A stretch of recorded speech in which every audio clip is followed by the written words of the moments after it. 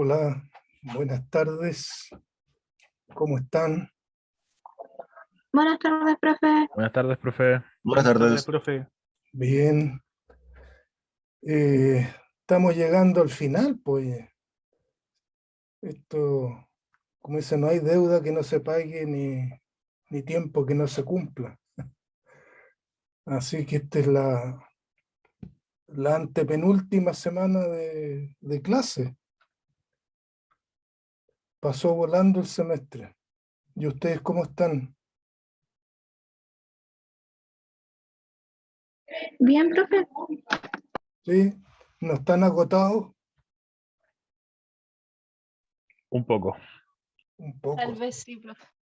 Sí, esto de estar conectado así en esa forma es cómodo para muchas cosas, pero también es incómodo. Bueno, y ahora vamos a entrar en las algas rojas, ¿no? Y las algas rojas es el grupo, yo diría que tiene mucho interés económico en el extranjero y aquí también en Chile, y tiene características especiales.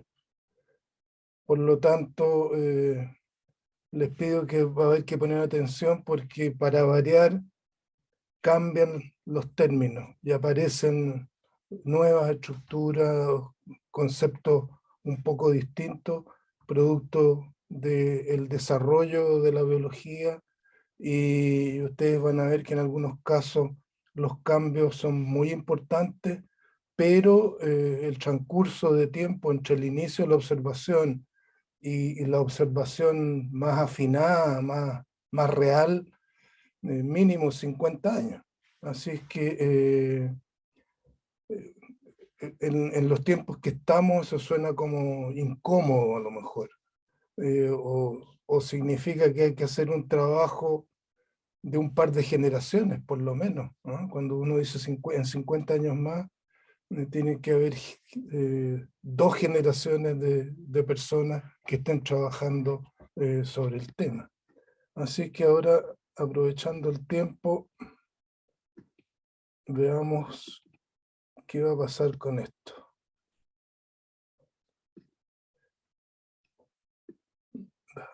Esta cosa de aquí.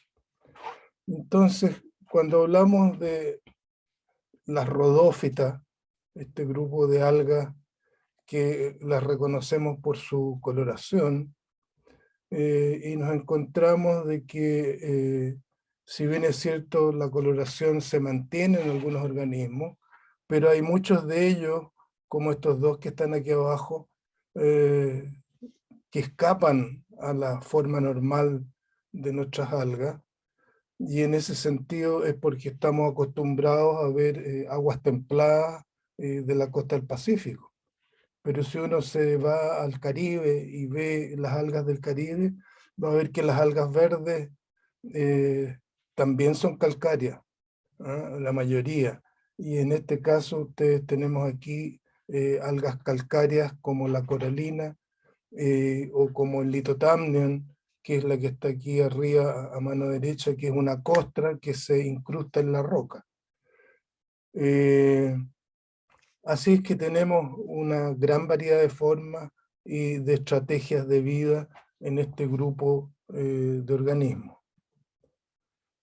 Tal como lo habíamos visto anteriormente, la explicación del origen de las algas rojas está en estos procesos de transferir genes, perder genes, consumir un organismo y quedarse con parte de sus estructuras, como en el caso de estos protozoos que que eran heterótrofos y se transforman en autótrofos al capturar una cianobacteria y adaptarse a los procesos fotosintéticos. Y producto de este desarrollo, ustedes ven aquí que aparece en rojo las algas rojas como un grupo separado de las plantas, si uno lo mira desde el punto de vista de su origen. Sin embargo, en la actualidad todavía permanecen las rodófitas dentro del grupo de las plantas. Pero yo creo que nos falta mucho tiempo para que las rodófitas puedan estar en una ubicación más acorde con su evolución. Así es que cuando nosotros recordamos la otra vez toda esta tremenda cantidad de información que obviamente se desarrolla a lo largo de los 2.800 o 3.500 aquí millones de años, esos son procesos todos lentos y que dependen de las condiciones del ambiente. Y ya sabemos que de 3.500 millones de años a la época han ocurrido hechos importantes en la Tierra. Derivas continentales, fusión de continentes, separación de los continentes, hundimiento de algunos de los continentes, vulcanismo, inundaciones. Por otro lado, estamos entrando en un periodo cálido que, mirando estos deltas de tiempo en que ocurren estos fenómenos, capaz que estemos hablando de 1000 años más, ¿no? Sigue aumentando la temperatura y los que vivimos sobre la Tierra tendremos que adaptarnos a sortear ese cambio ambiental. Pero la vida es así, ¿no es cierto? La vida es cambio y adaptaciones a los sistemas que nosotros estamos expuestos.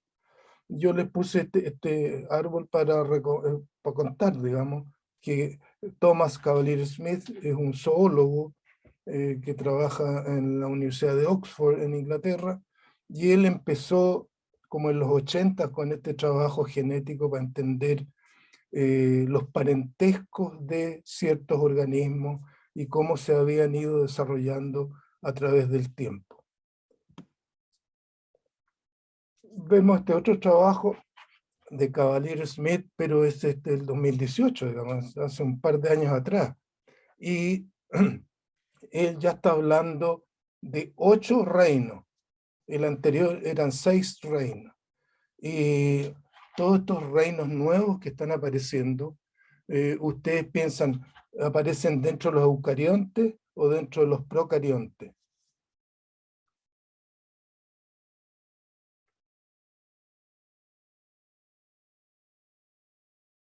¿Y por qué? ¿Cómo, profe? Cuando les cuento que en el 2006 Cavalier Smith propuso 6 reinos de seres vivos, y ahora estamos en el 2018 y propone 8 reinos.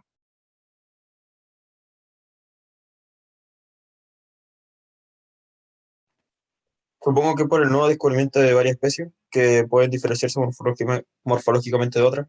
Así es, y fundamentalmente por el mayor conocimiento de características de todo este grupo de organismos que nosotros no vemos a simple vista, como son las bacterias.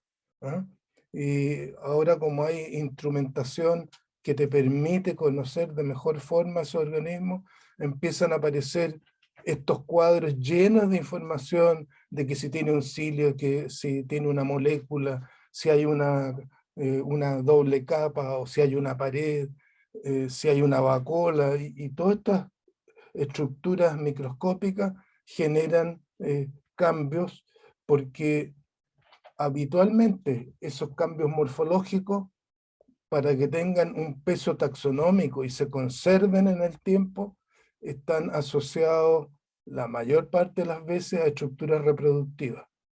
Las estructuras reproductivas son más conservadoras que las estructuras vegetativas, ¿no? Las estructuras vegetativas pueden variar en un breve tiempo de acuerdo a las condiciones del medio ambiente.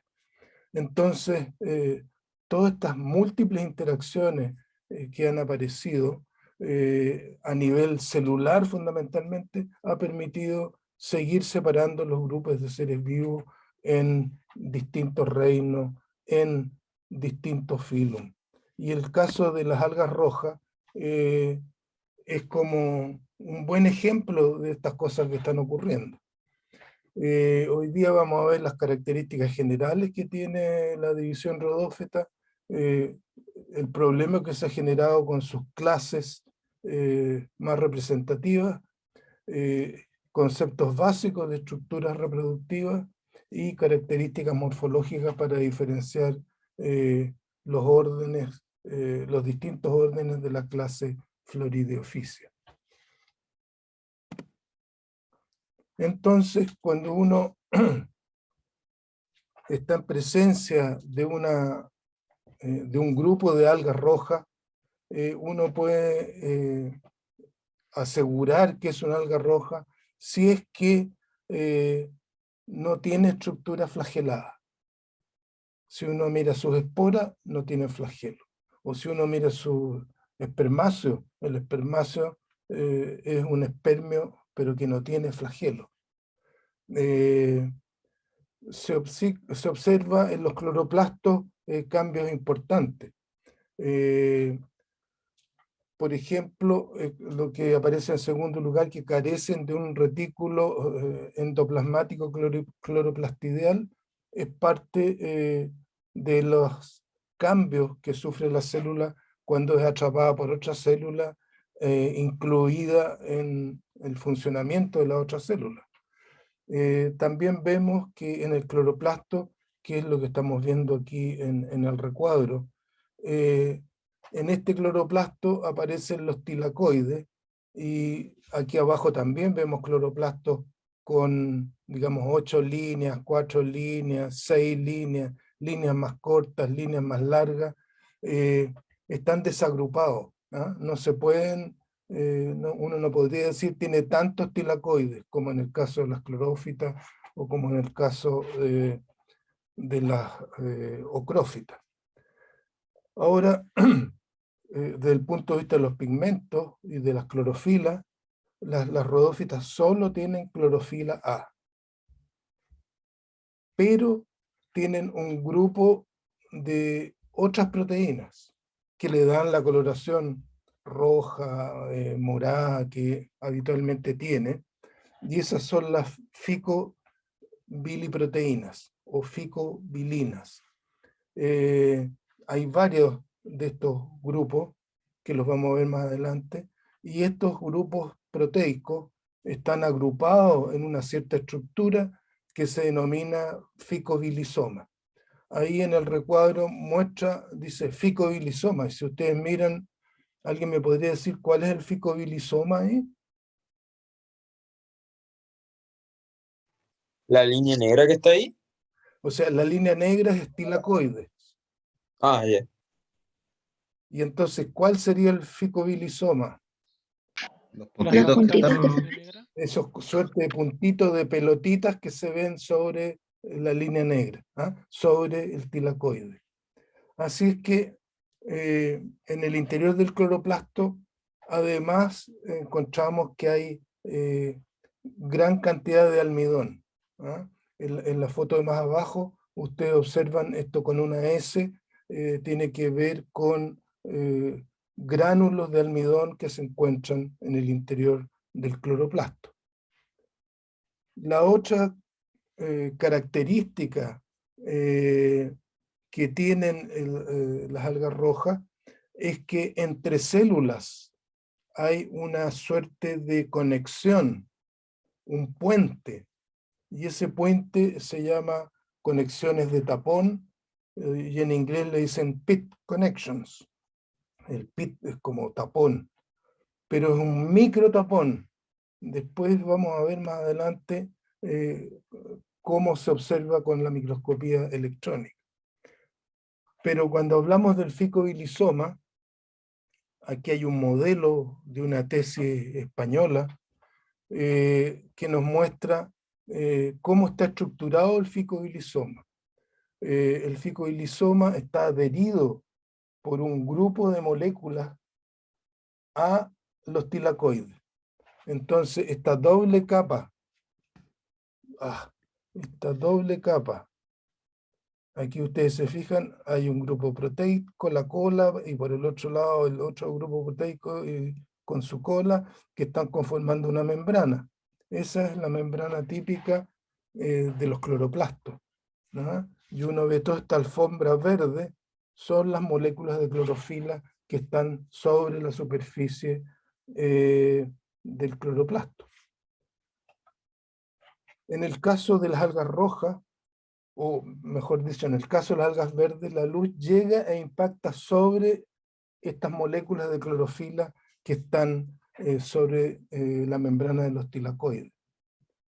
En las algas rojas es más complejo la estructura. Ustedes ven estas moléculas amarillas que están adheridas a la membrana de los tilacoides, y sobre esas moléculas amarillas aparecen unas blancas, unas celestes y unas rojas.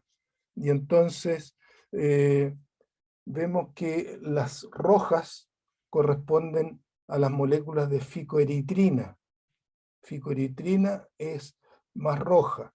A continuación, las más azuladas son ficocianina, y las blancas se denominan aloficocianina. O sea, tienen 3 grupos moleculares que están adaptados para transferir electrones desde la ficocianina, desde la ficoeritrina, la ficocianina, a la aloficocianina, para llegar finalmente al grupo de las clorofilas en verde, y se inicia ahí el proceso de la fotosíntesis.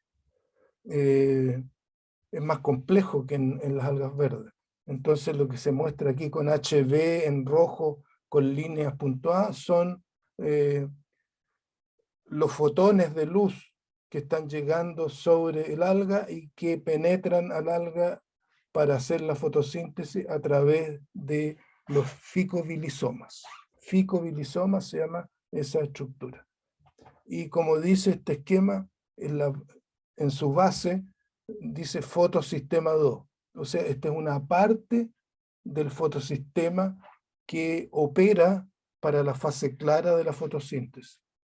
Y evidentemente en el interior van a haber una serie de reacciones que se van a desarrollar para que la energía que proviene del sol en forma de fotones se transforme en energía química y finalmente en almidón. ¿Alguna duda? Nada, qué bueno. No, profe. Ya.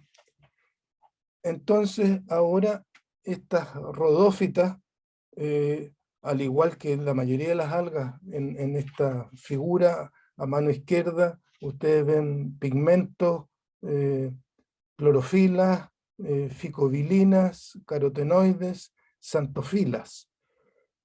Son tipos de moléculas pigmentadas. Y arriba los nombres tienen que ver con distintas divisiones o tipos de algas. En el caso de las rodófitas tienen solo clorofila A y la acompañan las ficobilinas. Esto que hablamos, ficocianina, ficoeritrina, aloficocianina, ¿ah?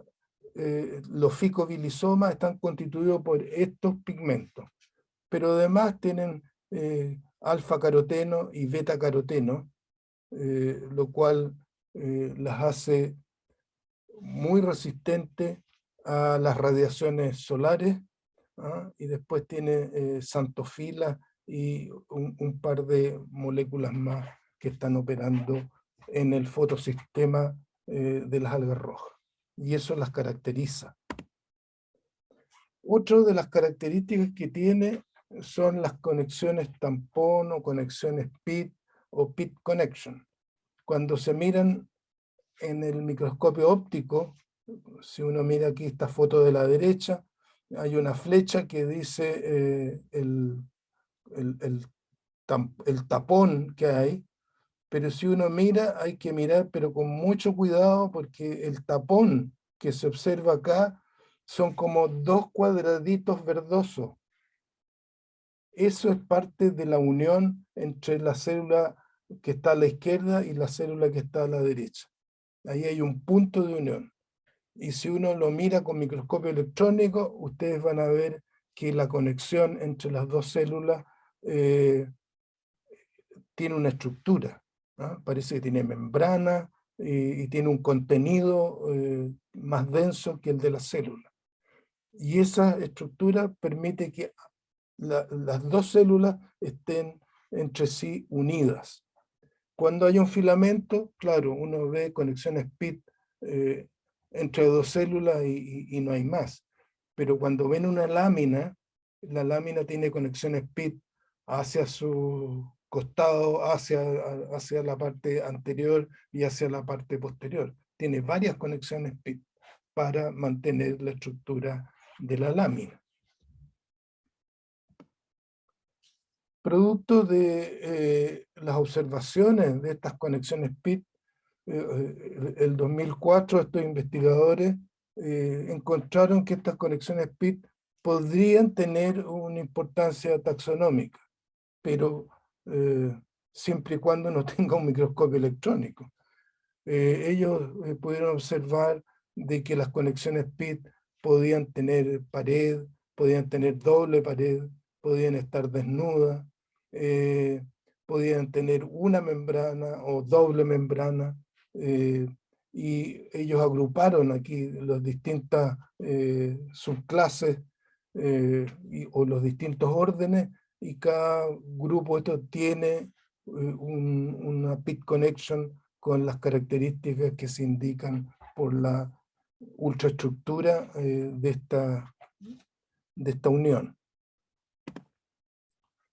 En la actualidad se puede ver así de claro la conexión PIT.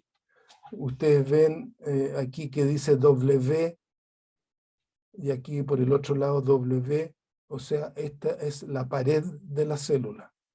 Y ven que la pared de la célula se está tocando una célula con la otra, pero donde está la conexión PIT hay una unión que invade la célula vecina. Y esta unión, en este caso, tiene una doble membrana, la conexión PIT.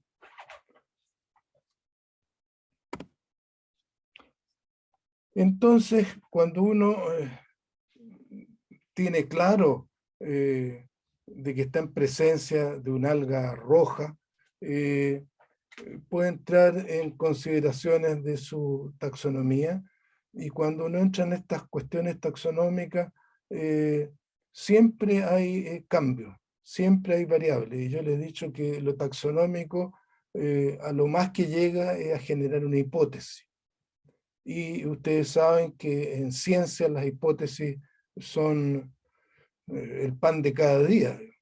Pero las hipótesis lo que tienen es que están expuestas a la comunidad científica, y alguien puede tomar el problema con respecto a una hipótesis y mejorarla, y termina cambiando la hipótesis. Entonces, estos cambios de hipótesis son los que permiten el avance de la ciencia. Y en ese sentido, ustedes ven, está la clase Bangiophyceae, que es la primera. Partió con 129 especies, ya va en 185 especies. Pero también ven que el año pasado había más especies. Entonces, como los nombres son hipotéticos, hay veces que viene alguien y hace un estudio y dice, no, esta especie no corresponde. Por lo tanto, baja en número. En el caso de estos Compsognathophyceae, también empezó con pocas especies, llegó a un pic el año pasado 76 y ahora bajó a 74. Las Cyanidiophysas se ha mantenido. Las Florideophysas, que es el grupo más grande de algas rojas, ha ido incrementando en el tiempo. Las Porphyridiophysias también habían aumentado, pero bajaron en su número. Las Rhodelophysias bajaron también. Sin embargo, en este último grupo hay un aumento en el número de especies. No es que uno esté preocupado todos los días de ver cuál aumenta, cuáles son las especies. Ese trabajo lo hace el AlgaeBase, ¿no? El AlgaeBase tiene un equipo de gente que controla las publicaciones y puede saber si una especie cambió o pasó a ser un sinónimo o aparece una especie nueva dentro de ese grupo. Dentro de las algas rojas, uno generalmente, yo les mostré al principio un montón de algas que son filamentosas, crustosas, laminares, en su mayoría. Pero también hay algas unicelulares rojas. Y las algas unicelulares rojas se encuentran generalmente en el plancton. Por lo tanto, no es fácil encontrarlas y tampoco no es fácil observarlas. Pero hay instituciones que se han dedicado a cultivar estas algas con fines de estudio y es posible encontrar de estas algas unicelulares. Entonces, de estas clases, por ejemplo, la Rhodylophyceae, que tiene pocas especies, aquí tenemos una especie que se denomina Rhodella, ¿ah? Del género Rhodella.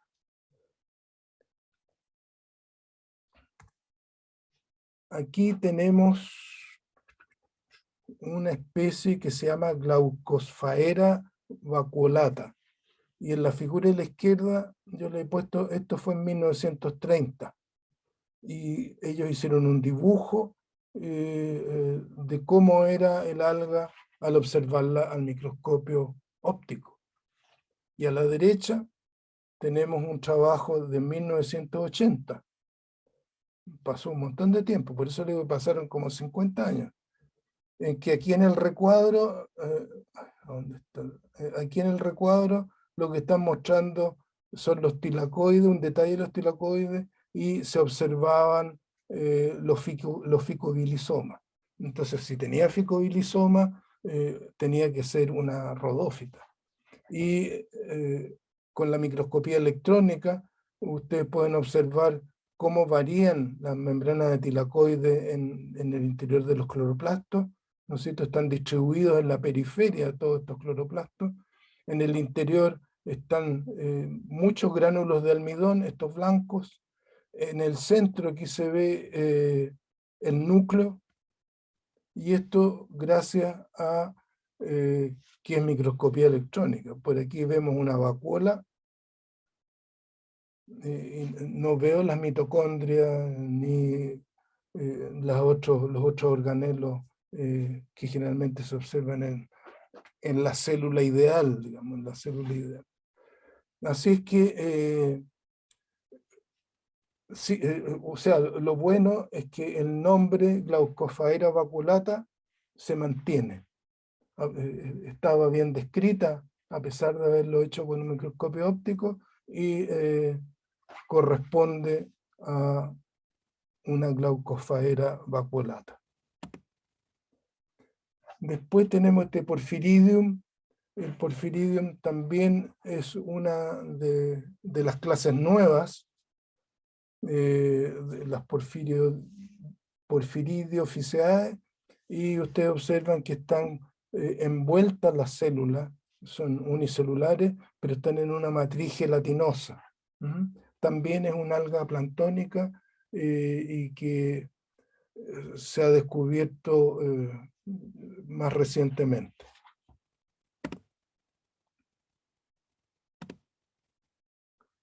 Entonces, habitualmente,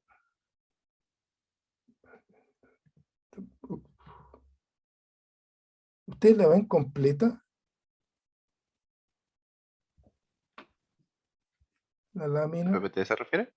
A esta que estoy mostrando ahora, ¿le ven el título? No, profe.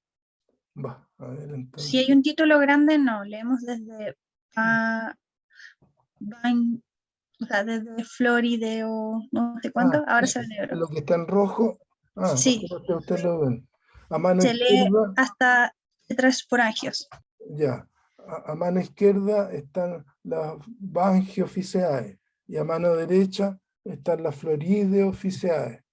Entonces, por muchos años, esas eran las únicas dos clases de las algas rojas.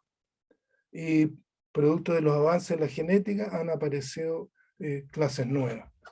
Y entonces, cuando uno compara las algas de las clases Bangiophyceae, se encuentra que tiene diferencias importantes con las otras algas, con el grupo, aquí está, con el grupo de la Floridae office. Entonces, generalmente las Bangiophyceae, que son las que acabamos de ver, son talos unicelulares, o en algunos casos pueden ser filamentosos, y en algunos casos también pueden ser foliosos, con una capa de célula o varias capas de célula. Y la característica de ellos es que sus células son uninucleadas, siempre tienen un núcleo.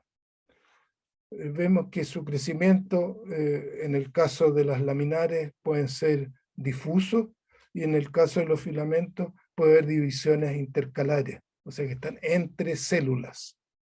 El filamento crece y una de las células sufre mitosis y se estira el filamento producto de esa división mitótica. No tienen conexiones de transferencia, o los pit connection, están ausentes. Solo se pueden observar en una fase microscópica de los bangiales. ¿Ah? En esa fase microscópica de los bangiales, que se llamaba género Conchocelis, pero una vez que se hizo el ciclo de vida y se cultivó, llegaron a eliminar el género Conchocelis como género y ponerlo como una parte del ciclo de vida de Bangia y de Porfira. Y esa fase que es microscópica y que siempre se asienta sobre estructuras calcáreas, y de ahí venía el nombre de género Conchocelis, tiene en sus filamentos microscópicos conexiones PIT. Después los cloroplastos generalmente son centrales, hay veces que tienen forma de estrella y están pegados a la pared de la célula. Pirenoides también son frecuentes. El cigoto, cuando es fecundado de las bangias, produce carpoesporas, produce esporas, y estas carpoesporas las puede producir directamente por mitosis. Y por otro lado, no forman tetrasporangios, solo forman carpoesporas.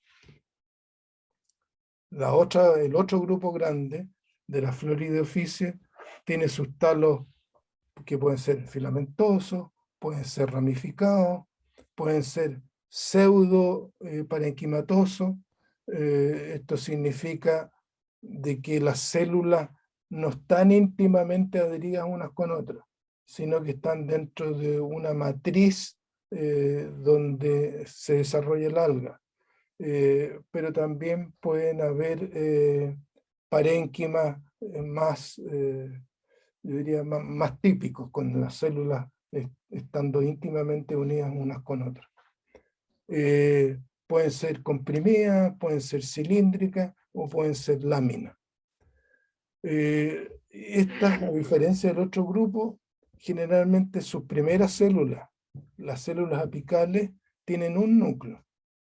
Se divide esa célula apical y las células hijas pueden tener uno o dos núcleos. Cuando se dividen esas células hijas en las células nietas, por decir, puede que tengan 3 núcleos. Y así sucesivamente, a la medida que se van dividiendo, van aumentando de tamaño y aumentando el número de núcleos. Y hay veces que en las células centrales, que se llaman, que están en el centro de la médula, pueden haber células con 12, 18, 24 núcleos. Y eso es una situación bien especial dentro de las células de las algas. Sus cloroplastos también pueden ser discoidales, o pueden tener forma de cinta, o pueden tener forma de estrella. En realidad los cloroplastos son bien variables en su forma, es difícil solo mirando el cloroplasto decidir la forma que tiene. Lo que sí tienen son estas conexiones tapón en todas sus fases, pero carecen de pirenoides los cloroplastos de estas algas. Y la parte más compleja que tiene que ver con la estructura reproductiva femenina. La estructura femenina, al generarse la fecundación de los ovocitos, se desarrolla un individuo distinto sobre el progenitor, o sea, sobre la planta femenina. Sobre la planta femenina se desarrolla una estructura filamentosa que se conoce como gonimoblasto. Y esa estructura filamentosa está rodeada por una cubierta de células, que es parte de las células de la lámina de la planta femenina, pero en una estructura tal que se denomina cistocarpo, y ese cistocarpo tiene un ostiolo, tiene una perforación, por donde una vez que este gonimoblasto madure, va a formar carpoesporas. El gonimoblasto también se denomina carpoesporofito. Entonces, forma carpoesporas, salen por ese ostiolo y pueden fijarse en el sustrato y producir una nueva planta, que es una planta tetraesporofítica. ¿Ah? Y las plantas tetraesporofíticas son semejantes, la planta tetraesporofítica, a la planta femenina y a la planta masculina. O sea, uno en el terreno puede tener 3 tipos de plantas. Entonces, ustedes ven que hay una, yo diría, hay varias características que tienen estas clases que permiten hacer la separación. Generalmente la separación uno no la hace teórica, obviamente que la va a hacer en el terreno, en el laboratorio, cuando esté frente al material que recolectó. Y ahí, al observarlo al microscopio, podrá encontrar alguna de estas características y decidir si pertenecen a una clase o a la otra clase.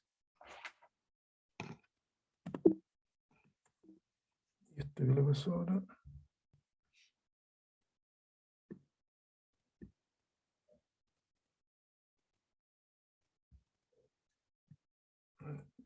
Ahí estamos.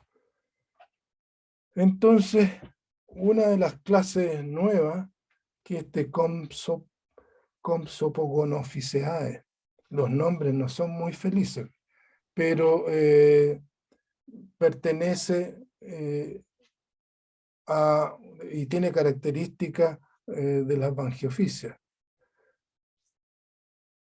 Ustedes ven que la morfología vegetativa se caracteriza por plantas unicelulares o coloniales o pseudofilamentosas con discos o foliosas. Y el crecimiento puede ser o apical o intercalar. Los cloroplastos son centrales y estrellados, y en filamentos multiseriados pueden encontrarse. Estos cloroplastos, yo les decía, hay veces que es difícil convencerse cuando uno lo mira al microscopio que es de forma estrellada. Por lo tanto, la forma del cloroplasto no hay que sufrir mucho con determinarla. Hay que ver otras características mejor para poder asignar al grupo que pertenece a esa alga. Evidentemente que hay cuestiones más complejas que no se resuelven en el minuto, como el ciclo de vida. Entonces, si mira, tiene un ciclo de vida diploaplóntico heteromórfico. ¿Qué entienden ustedes por eso?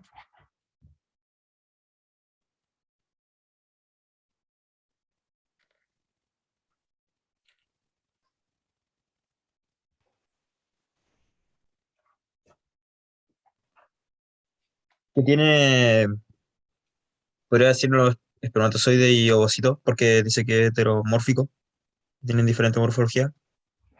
Ya, o sea, ¿quién tendría diferente morfología? Los gametos sexuales. O sea, yo diría el ciclo de vida, bueno, en el ciclo de vida obviamente que a lo mejor hay gametos, pero con respecto a los progenitores, ¿no es cierto? A lo mejor puede haber un progenitor que tiene unas características, yo diría, macroscópicas, y hay otro que las tiene microscópicas, que es el caso de las bangias, o sea, de las porfiras, la piropia. ¿Ah? El luche que vemos en las rocas es una planta, diríamos, un alga normal, dicen, ¿no es cierto? Pero cuando uno lo observa, dice, ah, esta alga tiene estructuras reproductivas. Y esas estructuras reproductivas, lo que van a... God, igual. ¿Ah? Vergio, tu micro, Disculpe, profesor. ¿Qué pasó? se le activó el micro. ¿Cómo? A Se me veces se activa activó el el... micrófono sin querer, profesor. Me estaba despidiendo de un familiar. Ah. Bueno, lo que yo le estaba explicando es lo heteromórfico. ¿Ah? Cuando ustedes ven el luche en la roca, ven el alga normal, digamos. Pero esa alga normal va a generar esporas, va a generar carpoesporas, porque el luche puede ser femenino o puede ser masculino. Y entonces, cuando se genera la fecundación, va a liberar esporas y las esporas van a caer en la roca. Pero en la roca se va a formar una estructura microscópica, que es filamentosa. Y esa es la que le decían género Conchocelli, y no es género Conchocelli, sino que esta estructura filamentosa a su vez va a generar esporas. Y producto del desarrollo de esas esporas está el luche que nosotros vemos en las rocas. Entonces tenemos un ciclo de vida heteromórfico, con las plantas reproductivas, sexuales, macroscópicas, y con la planta esporofítica microscópica, que es Conchocelli. ¿Se entiende?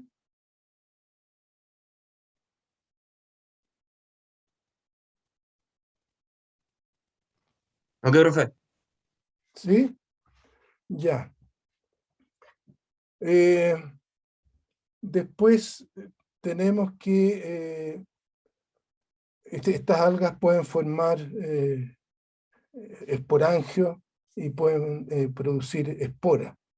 Y aquí dice en el punto, aquí hay algo raro, tan malo, ¿no? Que es el punto 5, donde dice patrón de formación de los monoesporangios, o una célula vegetativa se transforma en un esporangio, o parte de la célula se divide y genera la estructura que va a producir la espora.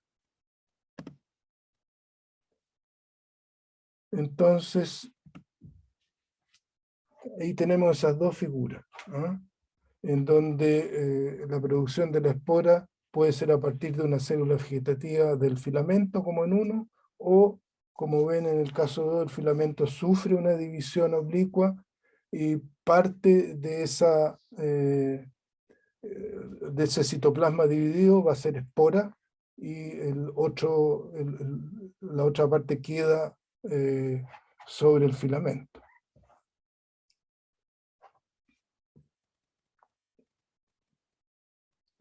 Todo este bla bla bla que está sacado del AlgaBase es cuando uno quiere caracterizar, en este caso, la Bangia. La Bangia es bien común, ¿ah? Es una alga roja filamentosa que generalmente la encontramos en piletas intermareales. y que tiene el mismo ciclo de vida que la porfira y que la piropia.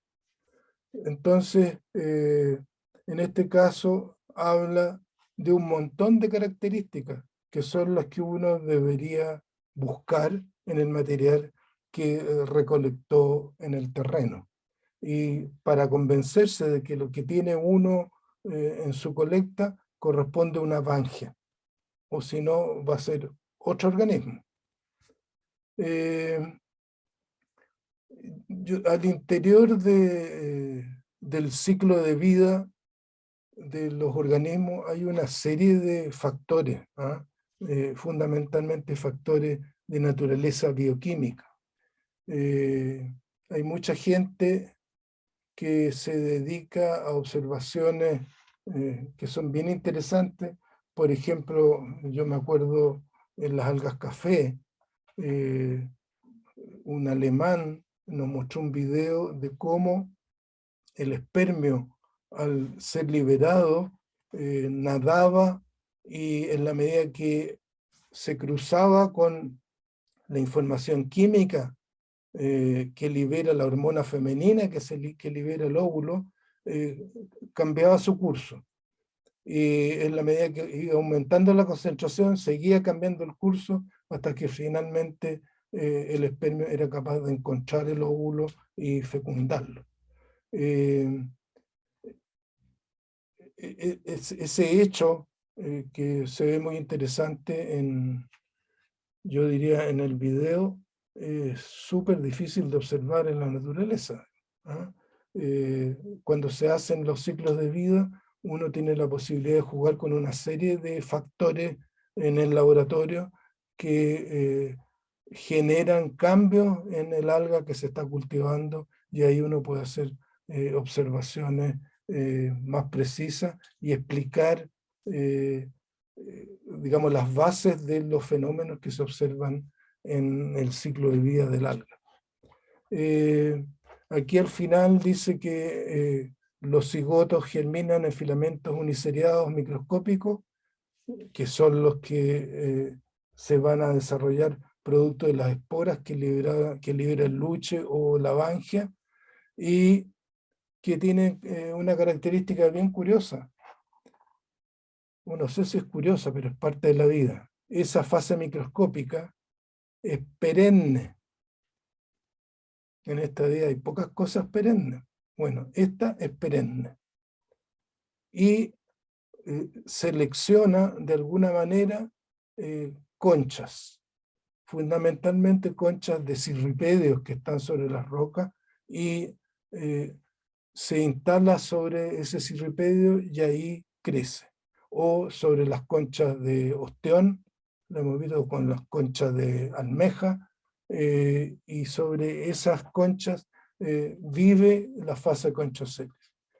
Cuando los japoneses desarrollaron el nori para consumo humano, ellos empezaron a cultivar estas algas y se dieron cuenta de que la fase conchoceles permanecía en el tiempo.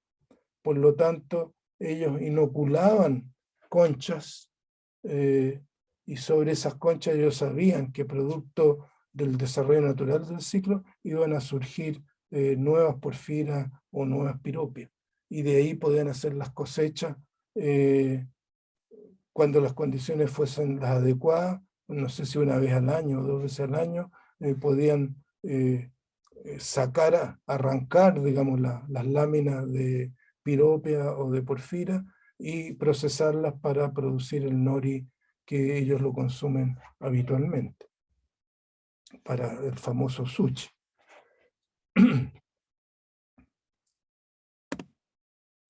Entonces la bangia es una alga filamentosa, muy finita, casi parece cabello humano, pero es una alga roja, filamentosa, que puede producir esporas para desarrollar su ciclo de vida. Así que si uno mira al microscopio los filamentos de bangia, va a ver que son células muy pequeñitas, filamentos muy finos, y que estos filamentos, para crecer, como se alcanza a ver en un sector, puede sufrir divisiones intercalares la célula, y producto de divisiones intercalares el filamento crece. Aquí tenemos otro sector donde se ve más chiquitita la célula, es porque se han estado dividiendo y el filamento se va estirando.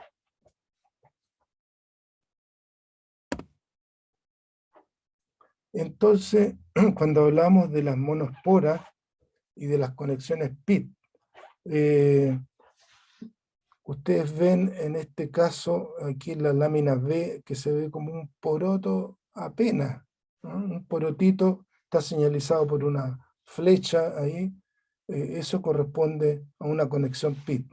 En la C también hay otra flecha que está indicando la conexión PIT. En la letra D y en la E se ve más grande la conexión PIT. Y en realidad se ve como un pequeño anillo de un color distinto que está acá. Y esa es la conexión PIT de los filamentos. Y en este caso el filamento funcionó como esporangio, y aquí tienen una monoespora que es liberada al medio.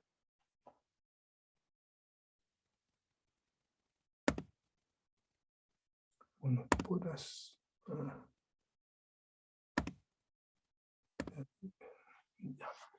Ahora, cuando en las mismas bangias nosotros podemos observar con el microscopio óptico, podemos ver las variaciones que ocurren en el alga, producto de su ciclo de vida. Así es que, por ejemplo, si ustedes comparan la letra A con la letra E, así, sin leer el texto de la figura, ¿qué diferencia encuentran ustedes entre A y E? El color. El color. Si te dijera que, y aquí en la lámina tienes a mano izquierda, dice reproducción sexual de Bangia, ¿qué te sugiere desde el punto de vista sexual el A y el E?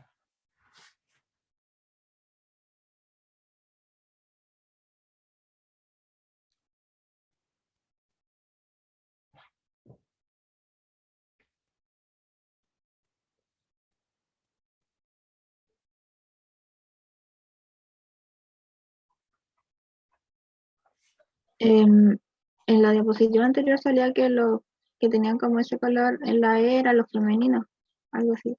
Así es. ¿Ah?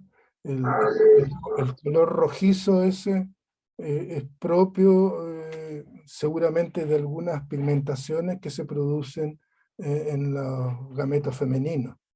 Hay veces que, si ustedes han visto en jaivas, por ejemplo, cuando llevan los huevos y se ve bajo el telson todos estos huevos de un color naranja o ese rojizo, son huevos femeninos. ¿Ah? Por otro lado, si la estructura es blanquecina como la letra A, lo más probable es que es una estructura masculina, despigmentada. O sea, la explicación podría ser la estructura masculina, su misión es transportar su núcleo y depositarlo junto al núcleo femenino. Pero el núcleo femenino lo que tiene que hacer es crecer y desarrollar un nuevo individuo. Por lo tanto, requiere hacer fotosíntesis, requiere de pigmentación para poder avanzar en el desarrollo.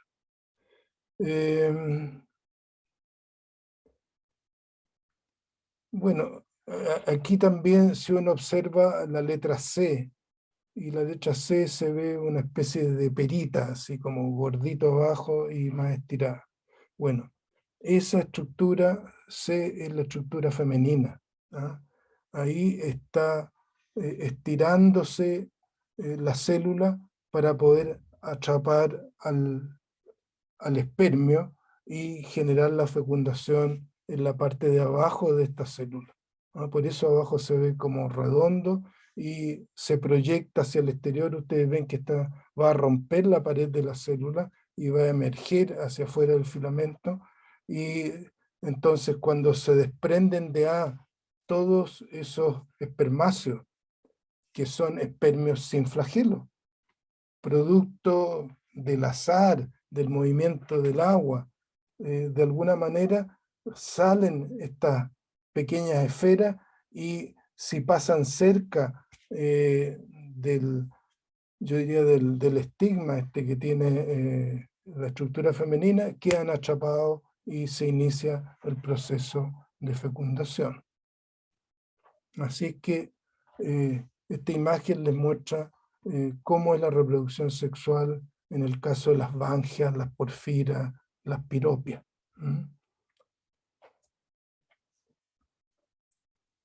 Y la última figura que está en las letras ABCD, y esto qué es lo que es, la F, al observar la F, ahí están mostrando, ustedes se fijan que hay unos pequeños filamentos producto de la foto, y estos filamentos tienen que ver con la formación de la fase Conchocelli. Y esa fase Conchocelli va a generar esporas, unos le dicen conchoesporas, y esas esporas al desprenderse del filamento van a tener que asentarse sobre el sustrato y de ahí generarán una nueva lámina de porfira, de bangia, de piropia. Oye, pasó una hora, descansemos 15 minutos, Acá. ¿ok? Ya, profe. Ok, profe. Nos vemos. Ok.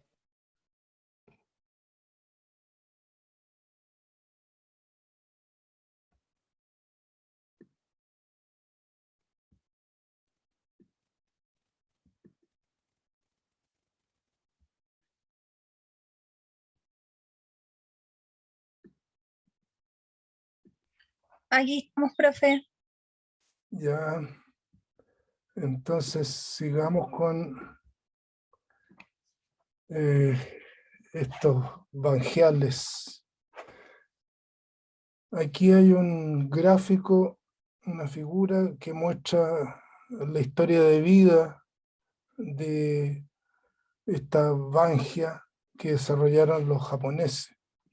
Entonces, si uno mira el centro de la figura, vas a ver que hay una planta que dice gametofito femenino y al lado hay otra que dice gametofito masculino. Después aquí arriba tenemos que hay un esporofito filamentoso microscópico. Por eso que el ciclo de vida se dice que es heteromórfico. Están estos gametofitos de tamaño normal y está el esporofito microscópico. Entonces, ¿qué ocurre? Que la planta femenina puede generar esporas y estas esporas pueden dar origen a un nuevo individuo. En el caso de esta bangia, vemos que estas plantas tienen estructuras que les permiten el desarrollo de las esporas, como estas arqueosporas, y las arqueosporas van a generar estos filamentos microscópicos. Es posible que en estos filamentos se desarrollen carpoesporangios, y estos carpoesporangios pueden desarrollar un cigoto, y este cigoto va a desarrollar un esporofito, como el que está aquí arriba. Así es que ustedes ven que hay una variedad de posibilidades en cómo estos individuos se pueden reproducir. Ustedes ven aquí que este gametofito masculino puede desarrollar una estructura filamentosa, como esta que está acá, o también puede desarrollar espermatangios. Entonces estos espermatangios pueden ser liberados, estos que están aquí abajo, estos espermatangios pueden ser liberados y fertilizan esta suerte de botellita que vimos en la figura anterior, ¿ah? Donde el espermacio va a fecundar el oogonio. Y producto de esa fecundación van a surgir cigotoesporangios. Y los cigotoesporangios, que son la botellita fecundada, va a desarrollar cigotoesporas, y las cigotoesporas un filamento microscópico. Este filamento microscópico, que se denomina conchocelis, puede generar esporas, que en este caso se pueden llamar conchoesporas, ¿ah? Así es que el ciclo de vida de Bangia tiene sus complejidades, especialmente porque en este ciclo de vida tiene que ver la longitud del día. Cuando empiezan a aparecer días más largos, como está ocurriendo ahora, más próximos hacia el verano, el ciclo de vida sexual se activa, y aparecen esto que veíamos aquí abajo, espermatangios, carpogonios, cigotoesporangios, cigotoesporas, que van a desarrollar esta fase conchocelis, que es el esporofito. Entonces, cuando el ciclo de vida se encuentra en invierno con días más oscuros, en días más oscuros la parte sexual no se activa, ¿ah? Si ustedes van a la playa, a pesar de que van a ver todo el año luche sobre las rocas, hay momentos en que la fase microscópica es la que domina el ciclo de vida, y desaparece al final del verano las láminas de la porfira, de la piropia, y reaparecen cuando viene la próxima primavera y se alargan los días y se puede desarrollar el ciclo sexual.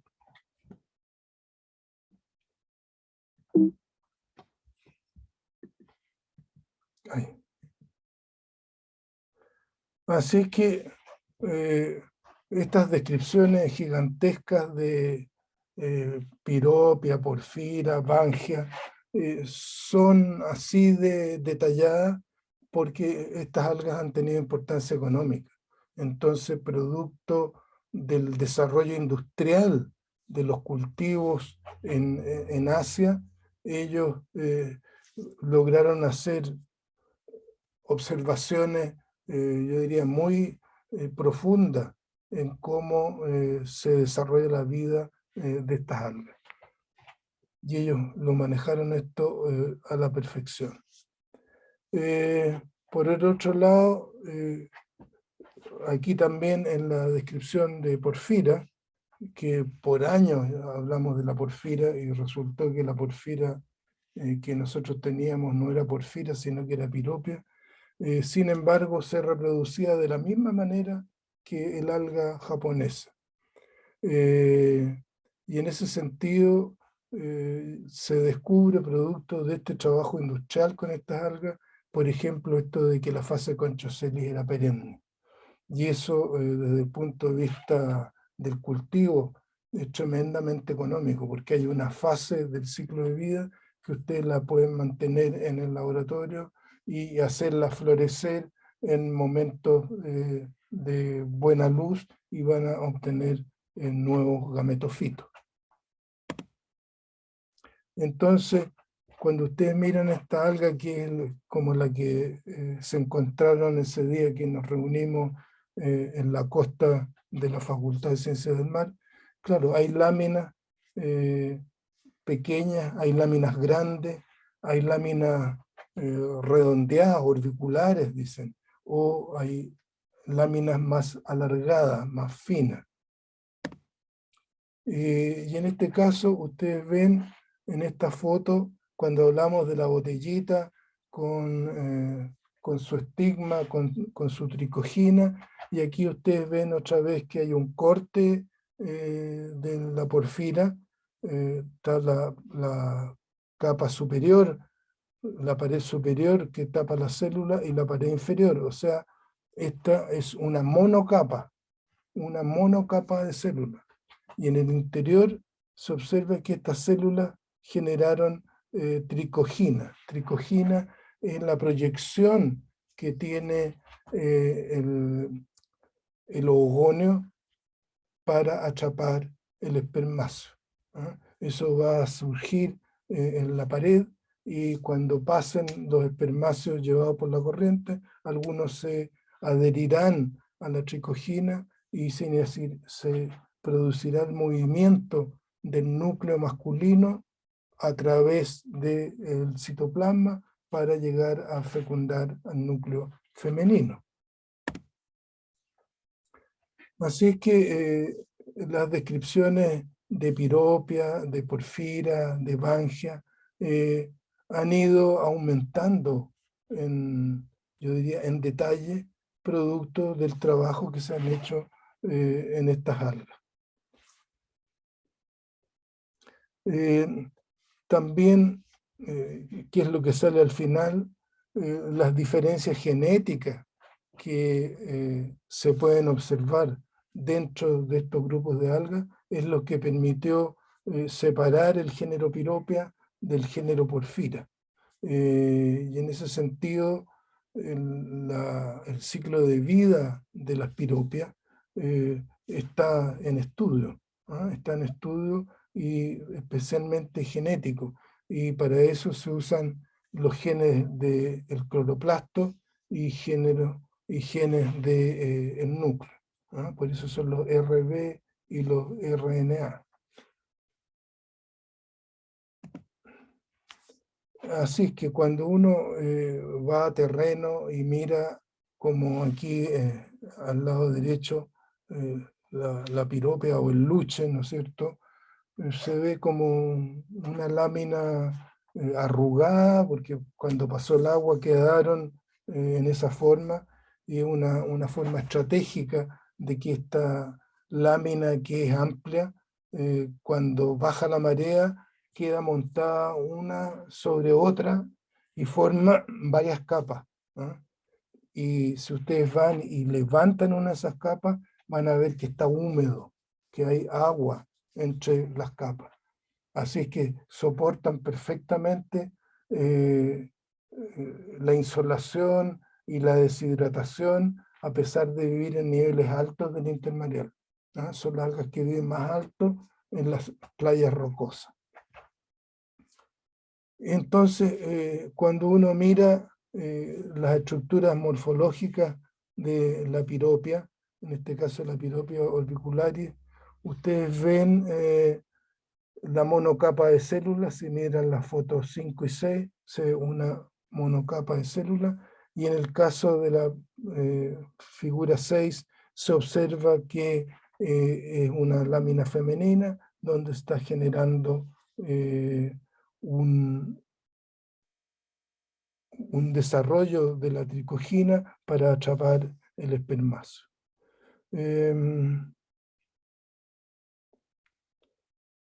Y generalmente, a ver, el 5 puede ser, ya, bueno, el 5 es una región vegetativa del talo, ¿ah? Que es cualquier parte de la lámina donde se puede apreciar que es una sola capa de células. Si uno mira la figura 3, es la parte no reproductiva del talo, donde están las células relativamente ordenadas, creciendo una al lado de otra. Cuando miran la figura 4, medio difícil observarlo, pero son las células de la base. Y las células de la base, ustedes observan que hay un pequeño estiramiento, y si miraran con mayor cuidado, pasa igual que las algas verdes, se empieza a estirar y forma un rizoide, y son estos grupos de rizoides los que se adhieren a la roca y conforman el disco de fijación del alga. Así es que con el microscopio óptico, observando la superficie de la lámina, ustedes pueden determinar si hay estructuras reproductivas, si hay estructuras vegetativas, y la forma de la célula y cómo ésta se desarrolla.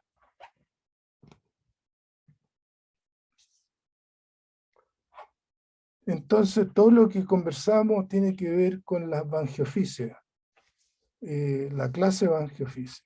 Después la otra clase de las algas rojas son las Florideophyceae, y que tiene estas características, ¿ah? El talo puede estar conformado por filamentos que pueden ser laxos y generar un talo pseudoparenquimatoso, o puede formar estructuras más compactas. Puede formar talos cilíndricos, comprimidos o en forma de láminas, y con células con un núcleo o muchos núcleos. El crecimiento puede ser en el ápice, y puede haber también divisiones intercalares más abajo.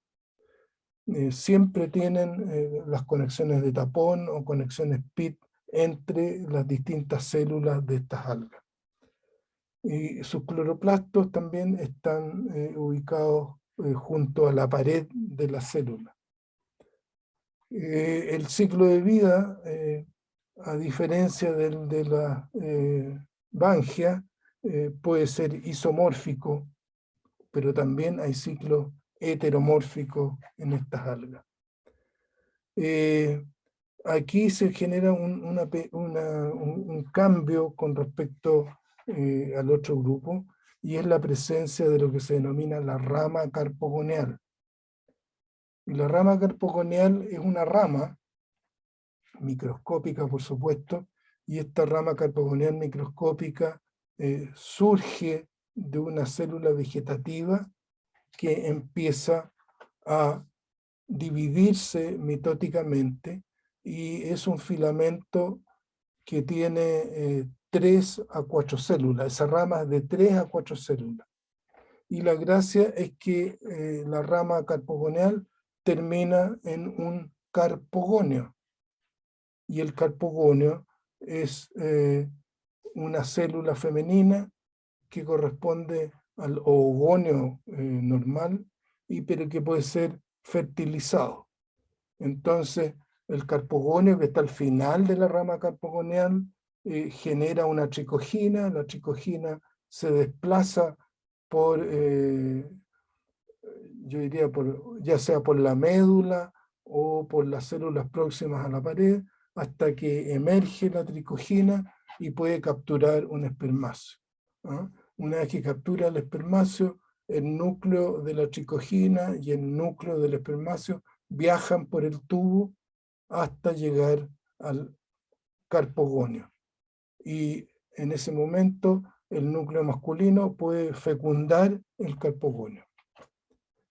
Ese carpogonio fecundado genera una estructura diploide distinta a la planta femenina, pero que está viviendo sobre la planta femenina, y ahí se va a formar un cistocarpo. En el interior del cistocarpo, este gonimoblasto o carpoesporofito, que va a formar carpoesporas, y las carpoesporas se pueden liberar una vez que maduran y llegan al sustrato, y se asientan y desarrollan una planta igual o semejante, mejor dicho, al progenitor, a la planta femenina de donde provienen.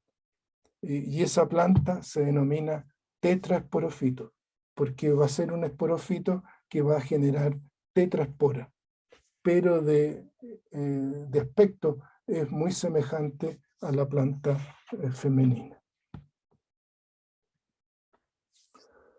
Así que hay distintas formas de reconocer la rama carpogonial.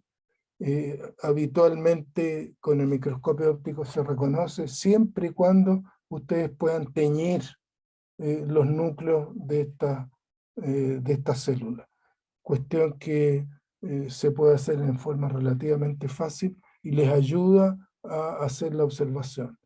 Esta observación es de una planta filamentosa, como la policifonia, por ejemplo, y ustedes pueden ver las 4 células de la rama carpogonial, el carpogonio, la tricogina, que puede llevar el núcleo del espermáceo hasta el carpogonio. Y aquí ven que esta rama carpogonial está firmada en una célula que se llama célula de soporte, que era una de las células vegetativas del filamento.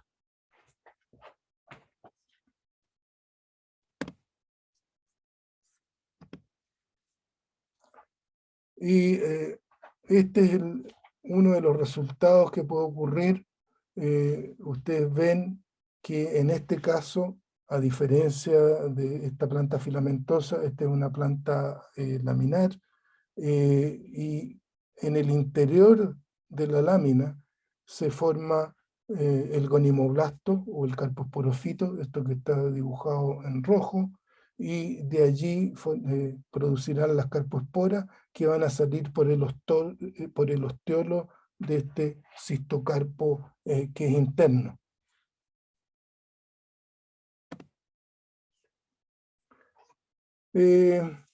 Bueno, de las células de la Florideoficia tienen mucha semejanza con la otra clase. También tienen el cloroplasto, ustedes lo ven, este está como adosado a la pared y tiene numerosos tilacoides en forma no uniforme, ¿ah? También se puede observar que hay producción de almidón. El almidón que se produce en el caso de las algas rojas se llama almidón de las florídeas, es un almidón, es una molécula distinta, pero que cumple la misma función que el almidón de las algas normales. Ahí. Ya, en el fondo se decía que la organización del cloroplasto es como irregular y no tiene una estructura claramente definida si uno observa los tilacoides. ¿Ya? Están distribuidos en el interior del cloroplasto de distintas formas y en distintos números. Esta es otra estructura femenina que está observada en una alga calcárea. Esta alga rosada, los que bucean van a ver que las rocas, yo diría al metro de profundidad y de ahí para abajo, generalmente están cubiertas por una alga rosada. Esa alga rosada, una de ellas, hay varias, es el litofilum. Y en este caso es un corte del litofilum. Para hacer un corte del litofilum en una alga calcárea es un problema. Nosotros lo hacíamos en alguna oportunidad, pero no es bueno hacerlo con los estudiantes porque todos los reactivos que se usan son cancerígenos. Entonces, esto debe ser hecho con mucho cuidado, bajo campana, con ropa, guantes especial y todo lo demás. Y para mostrar esta estructura, más vale verla en una figura que hacer el esfuerzo de estudiarla en el laboratorio. Y estas figuras son tremendamente claras. Ustedes ven que en la superficie de esta alga calcárea las células están muy ordenadas, las células vegetativas se van dividiendo y van desarrollando estas ramas carpogoniales. ¿Ah? Entonces la estructura superior que estamos viendo es de ramas carpogoniales con el carpogonio y sus tricoginas. ¿Ah? Todas estas son tricoginas que quedan frente al osteolo, que es una perforación que tiene el alga calcárea por donde penetra el agua y van a penetrar los espermáceos de las plantas vecinas. Aquí tenemos otra vista de la generación de los carpogonios. Yo diría, esta es la etapa prefertilización, esta es la etapa donde ya hay fertilización y se generó el gonimoblasto, o el carpogonio, o el carposporofito, perdón, que es toda esta estructura que está en la base de este conceptáculo, y aparecen las carposporas. Ustedes ven que las carposporas son células bastante grandes y van a salir por el osteolo al medio, donde una vez fecundadas, ¿no es cierto? Porque estas ya están fecundadas, estas carposporas, ya son diploides, van a salir y se van a sentar en el sustrato y van a dar origen a una nueva planta crustosa, calcárea, en ese lugar. En este caso de la policifonia, esto se puede observar en el microscopio óptico porque esto son células de estructura más simple y uno puede ver con claridad lo que ocurre si arma una secuencia. Este es otro de las dificultades de la colecta. Si yo voy a la playa y encuentro solo plantas cistocárpicas y no esta otra parte, no voy a tener el cuadro completo. Entonces el ideal es encontrar plantas reproductivas en estados jóvenes, plantas reproductivas en estado de fecundación y plantas reproductivas que están generando carposporas. O sea, esta es parte del ciclo de vida de una planta femenina. Entonces aquí en la letra B vemos que en el ápice de esta planta filamentosa se generó esta rama carpogonial se generó, claro, a partir de esta célula. Esta es la célula de soporte, la segunda de este filamento. La célula de soporte apareció una celulita chica, 2, 3 y 4. Y la cuarta célula es el carpogonio. Entonces, este filamento que está acá es lo que se denomina la rama carpogonial. Y esta rama carpogonial, ¿no es cierto?, con la generación de la tricogina, puede generarse la fecundación. Ustedes ven en la segunda figura que aparecería el espermáceo. Por aquí viajó el núcleo hasta fecundar el núcleo del carpogonio, y cuando eso ocurre, se produce un cambio en la estructura. Si ustedes se fijan, el filamento empieza a curvarse, el filamento de abajo comienza a crecer, y estos filamentos siguen su crecimiento hasta terminar, como lo vemos aquí en la figura C, que por ambos lados se está generando esta especie de cápsula, que es el cistocarpo. ¿Ah? Y el cistocarpo cubre totalmente a esta planta fecundada, diploide, que se está desarrollando sobre la planta femenina. Ustedes observan que aumenta el número de núcleos y empiezan a dividirse estas células. Al dividirse estas células se genera lo que se denomina carposporofito o gonimoblasto.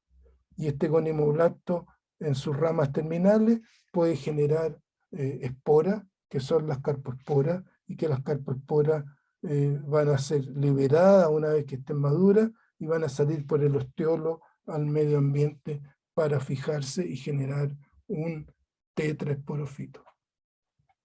Así que esta es la estructura femenina de una planta florideoficia como la policifonia.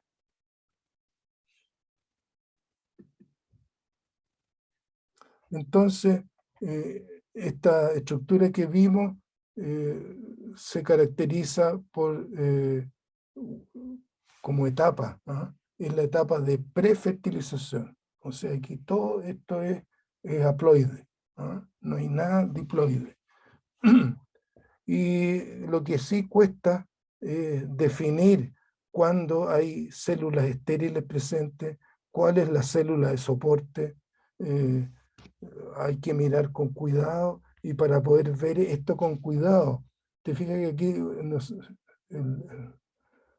el esquema muestra una rayita de unión. Todas estas rayitas de unión son pit connections, ¿ah? Entre célula y célula tienen que haber conexiones tapón o pit connections.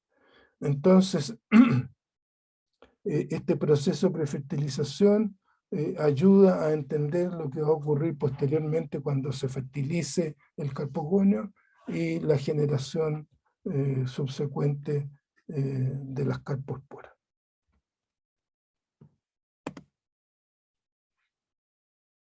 Ya vimos la etapa de fertilización. Entonces, todas estas estructuras se utilizan para emplear la morfología para determinar algunos de los órdenes, ¿ah? Por ejemplo, aquí dice, si hay una célula de soporte, este es un esquema, ¿no es cierto? Forma la rama carpogonial, y a partir del carpogonio se va a formar el gonimoblasto o carposporofito, y terminará esto desarrollando las carpoesporas. Entonces, el origen del gonimoblasto puede ser a partir del carpogonio, o puede ser a partir de una célula que se llama célula auxiliar.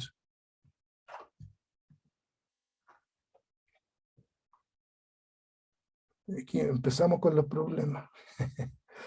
Se fijan en en este esquema donde hay varios cortes, uno encuentra en un punto la célula auxiliar que se une con la célula de soporte, donde se forma la rama carpogonial, y a partir de esta estructura se va a generar la tricogina y finalmente el carposporofito y el gonimoblasto.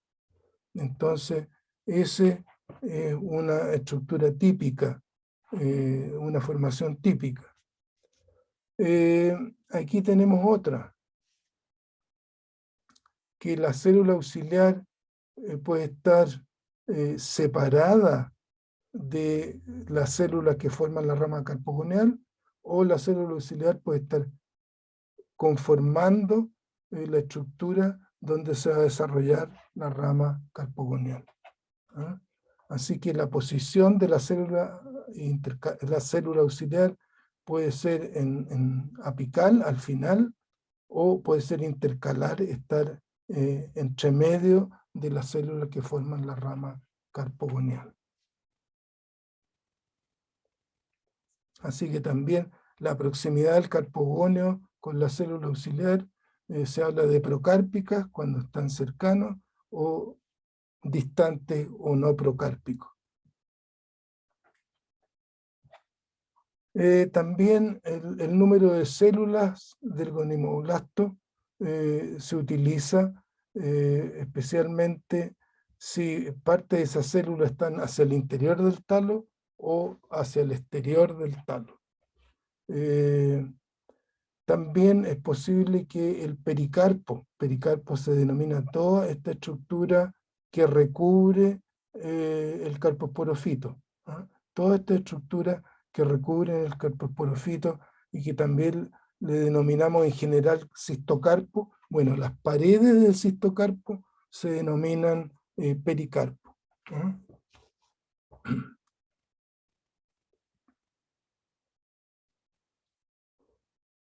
Entonces, cuando se forman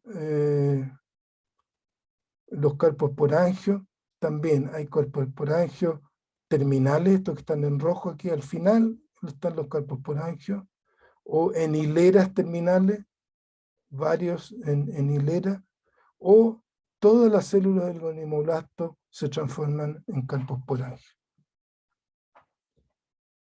Entonces ustedes se fijan, en el caso de las algas rojas hay una gama grande de posibilidades, de estructuras y de nombres para explicar su desarrollo. Y en ese sentido las conexiones PIT, las conexiones PIT, aquí están esquematizadas, que cada vez que una célula se divide y genera una nueva, va a generar una estructura, una conexión de estas PIT. Y evidentemente que si A, B, C, D y E fueran parte de una lámina, después van a haber conexiones PIT entre todas las células que están presentes. Conforma una red de células a través de las conexiones PIT secundarias. O sea, hay conexiones PIT primarias si es en un filamento, y hay conexiones PIT secundarias si en este caso son a un filamento vecino. Después también entre los nombres, cuando digamos, la carpoespora se fija en el sustrato y desarrolla un tetrasporofito, el tetrasporofito va a crecer y va finalmente a generar tetraesporangios. Esporangios va a generar. Y los esporangios pueden ser cruceados, en forma de cruz, cruceados decusados, donde una parte se dividió en forma normal, pero una cuarta espora quedó por detrás, y ese es un cruceado decusado. Los que son fáciles de observar son los sonados, porque está uno sobre otro, siempre son 4, producto de la meiosis. Y uno de los más comunes, el tetraédrico, que es como uno ve como el signo de la Mercedes-Benz. Entonces son 3 células por delante y una cuarta célula por atrás. Los cistocarpos, los tetraesporangios tetraédricos.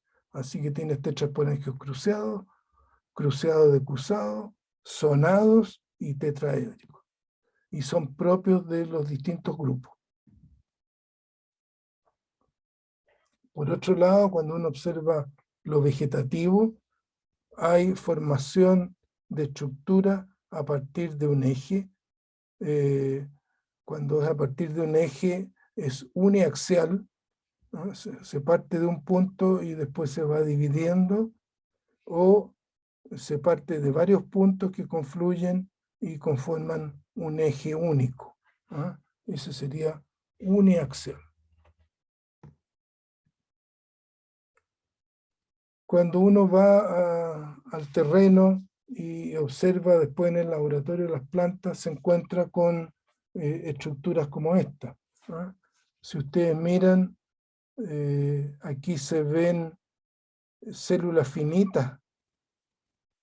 Esas células finitas son microvenas, y estas microvenas recorren el talo, la lámina de esta alga. Pero de repente en un sector del alga se observa un cambio en su célula. Y esta estructura se conoce como un soro. Un soro donde en su interior hay tetraesporangios. Y uno aquí no se alcanza a ver qué tipo de tetraesporangio tiene, sino que se ve una estructura oscura, ¿no? Bueno, esa estructura oscura, que es parte del soro tetraesporangial, o sea, es un tetraesporangio, va a generar tetraesporas, o sea, van a salir 4 esporas. De esas 4 esporas, 2 esporas serán plantas femeninas y 2 esporas serán plantas masculinas.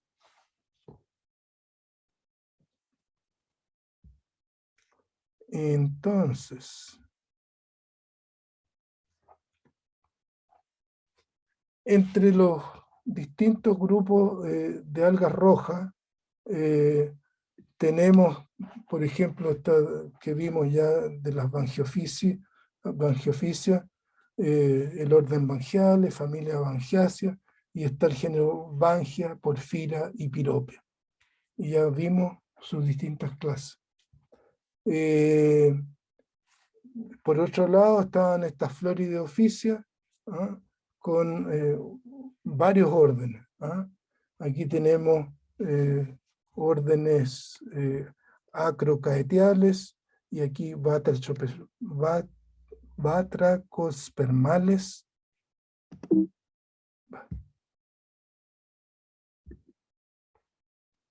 Ah, y aquí tiene una figura del Batrachospermum, que es una planta filamentosa, y a pesar de ser filamentosa, tiene esta estructura que se denomina pseudoparenquimatosa. ¿Ah? No es que los filamentos vayan cada uno por su lado, sino que están relativamente ordenados. Y cuando uno penetra en la estructura, este orden revela cómo están unidas las células unas con otras. Se fijan, este es ya un detalle del Batrachospermum, y ustedes ven que hay células centrales más largas, hay un par o tres células centrales que recorren el filamento, y a partir de esas células centrales se generan estos filamentos más pequeños. Y en su conjunto forman una suerte de hisopo lleno de filamentos. Así que cuando uno estudia más en detalle el Batrachospermum, puede observar ciertas estructuras. Por ejemplo, cuando ve este filamento vegetativo que tiene estas estructuras globosas en sus filamentos secundarios, digamos. ¿A qué corresponderá esa estructura? No sabría decirle, profesor. Pero de lo que vimos antes no hubiera ninguna estructura esférica. Planta, yo le digo planta femenina. ¿Qué forman las plantas femeninas?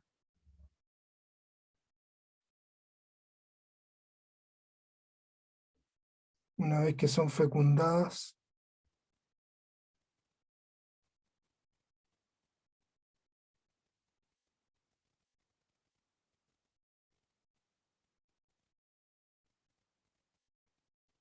mm,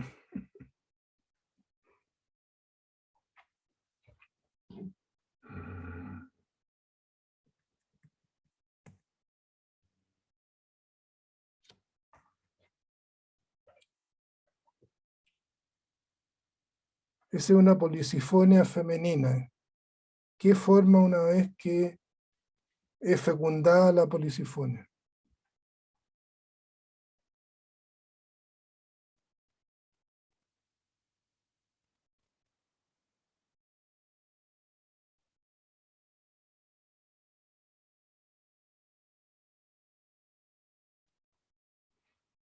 Mm.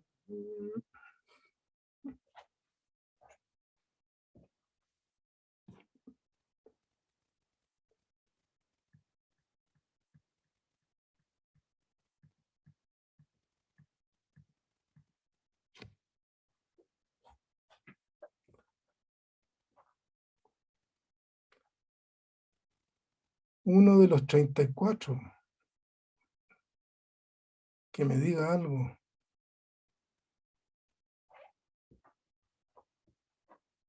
Carpoespora. Muy bien. ¿Y cómo se llama la estructura que contiene las carpoesporas?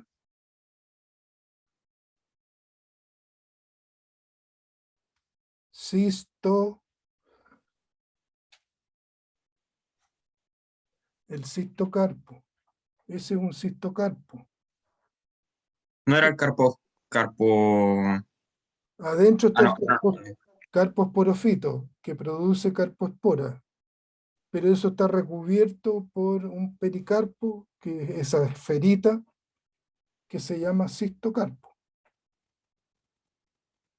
¿Ya? Vale. Ya. Ahora, si van a la figura 3, esa es una planta masculina. ¿Y qué está mostrando la flecha entonces?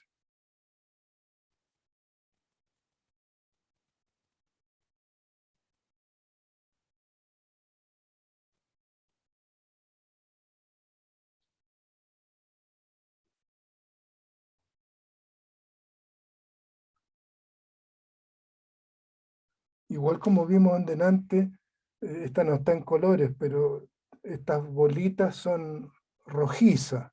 En cambio, estos filamentos de la foto 3 son blanquecinos. ¿Qué serán esas células que se forman ahí?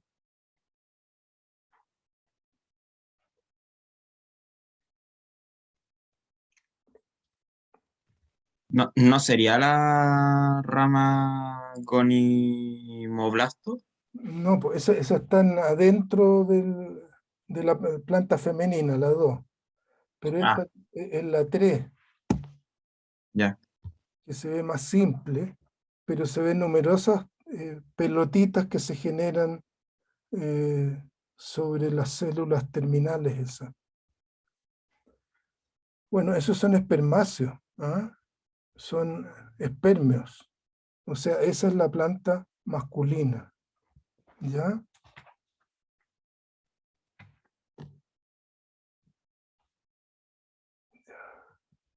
Masculina.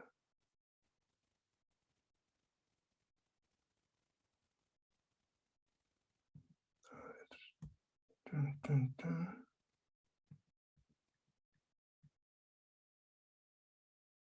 Esto, ya.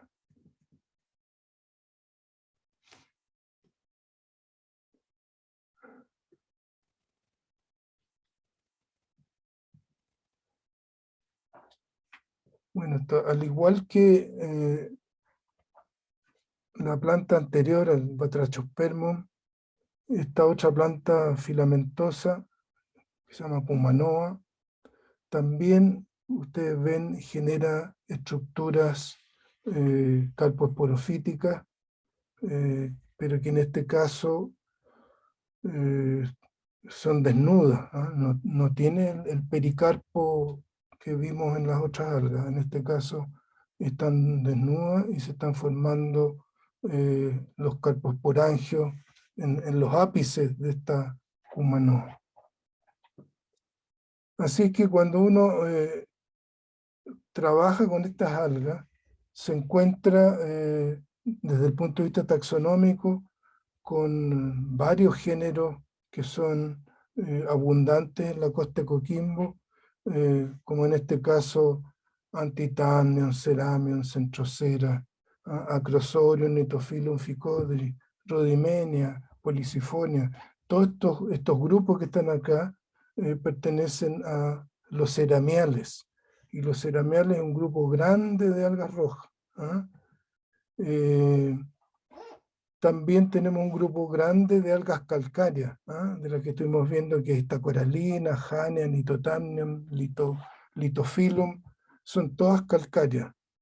Y después tenemos los grupos de algas de talo cilíndrico, como el Gelidium, la Gigartina, el Condracanthus, la Masaela, la Sarcodeoteca. O sea, hay una gran cantidad de representantes de la Florideoficia, y muchas que han cambiado de nombre, ¿no? Así que Gracilaria, o ahora Agarophyton, Cryptonemia, Gratelupia. Me parece que la Gratelupia también va a cambiar en un poco tiempo más. Leágora, Nemalium, son todos géneros de algas rojas que se encuentran aquí en la costa de Coquimbo. Hildebrandia también, Hildebrandia está sobre las rocas, es una costra carnosa, rojiza, bien habitual en la costa nuestra. Y después tiene Plocamium y Rhodymenia, unas que son submareales y son algas bastante abundantes. Así que yo diría que las algas rojas tienen características que a lo mejor es bueno recordar sus características en el momento que ustedes encuentran algún valor que tengan estas algas. Uno puede decir un valor comercial, un valor ecológico, un valor médico, un valor nutricional, y llega el momento de indicar cuál es el material con que estoy trabajando para poder utilizar ese material con fines médicos, con fines bioquímicos, con fines fisiológicos, genéticos. O sea, está toda la biología detrás de esto. En la actualidad es necesario conocer de la mejor manera posible los organismos que viven especialmente en los ambientes que nosotros usamos. Nosotros usamos los ambientes marinos sin preguntarnos muchas veces el efecto que va a tener sobre el ecosistema el hecho de presionar algunos de estos recursos para consumirlo, para explotarlo.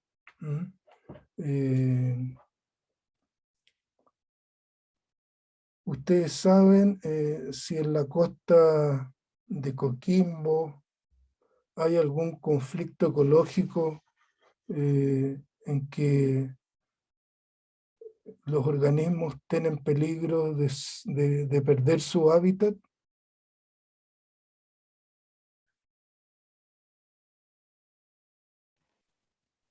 ¿En qué sector mencionó? En la costa de Coquimbo. Ah, no, eso lo desconozco yo. Sí, por el sector Caleta Pescadores. O sea, hay, bueno, las caletas de pescadores generalmente no son las que causan el problema, ¿no? Aparentemente, ustedes saben, hay caletas en que yo he visto que sacan los botes con un tractor, el tractor circula por la playa, lo cual mata a millones de organismos que viven en la arena.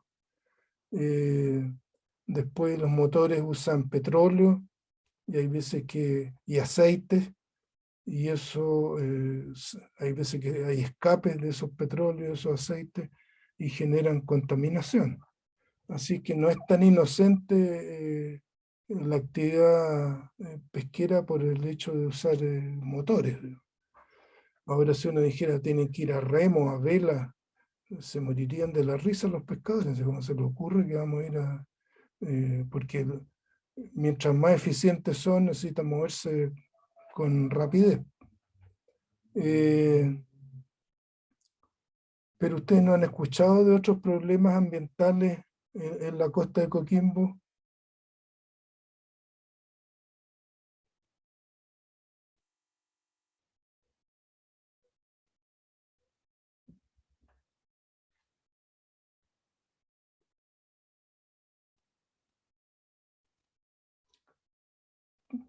¿Cómo no han escuchado nada?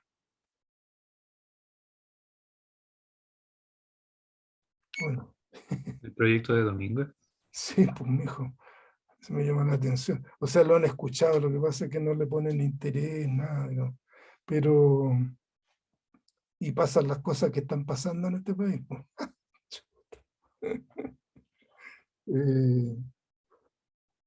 Yo creo que, o sea, por muchos años hay una tendencia a generar grandes proyectos, no proyectos pequeños. Y entonces los grandes proyectos traen grandes problemas.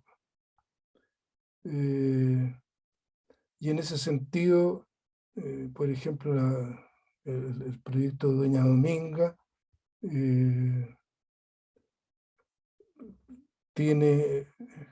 va a explotar, no sé, dicen por 25 años, no conozco, o sea, son tan grandes las inversiones que es mucho más, por algún largo número de años, me parece cobre, hierro ahí, y el modo de explotación requiere de un puerto, y eso quedaría frente al archipiélago de Humboldt y ¿cómo se llama? Donde están los pingüinos. Así que ahí hay un problema, pero cuando uno empieza a preguntar, ¿y qué sabemos, por ejemplo, de las algas que hay en la costa de Coquimbo y del norte? Nada.